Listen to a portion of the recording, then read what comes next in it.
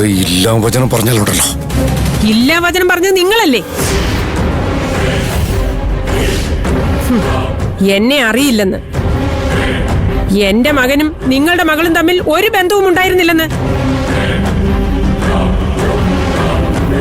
അങ്ങനെയാണെങ്കിൽ നിങ്ങളും നിങ്ങളുടെ ഭാര്യയും എന്തിനാ എന്നെ കാണാൻ കടപ്പുറത്ത് വന്നത്?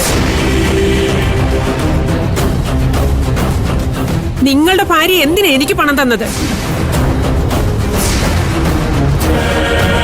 എനിക്ക് കുറച്ച് കാശ് കൂടി തരാമെന്ന് നിങ്ങളുടെ ഭാര്യ പറഞ്ഞിട്ടുണ്ടായിരുന്നു. അത് വാങ്ങാനാ ഞാൻ വന്നത്. ഇനി നീ ഇവിടെ ഒന്ന് കുറച്ച കാശാവില്ല. അടിയൊരുക്കി ഞാൻ തരാ. എന്നാ പിന്നെ അതൊന്ന് കാണണമല്ലോ. കാണാൻ പ്രത്യേകിച്ച് ഒന്നുമില്ല. ഭ്രാന്ത് പിടിച്ചു നിൽക്കാൻ ഞാനെന്താ ചെയ്യാൻ പോകുന്നത് എനിക്ക് പോലും പ്രവചിക്കാൻ പറ്റില്ല. കുടുംബത്തിൽ പറഞ്ഞ പെമ്പിള്ളേരെ മക്കളെ കൊണ്ട് വശീകരിപ്പിച്ച് വലവീശി പിടിപ്പിച്ചിട്ട് അതും പറഞ്ഞ് ഭീഷണിപ്പെടുത്തി കാശുണ്ടാക്കാൻ ഇറങ്ങിയിരിക്കുന്നു. നാണല്ലേ സ്ത്രീയെ നിങ്ങക്ക്? പോയി വല്ല പണി ചെയ്ത് ജീവിക്കാൻ നോക്ക്.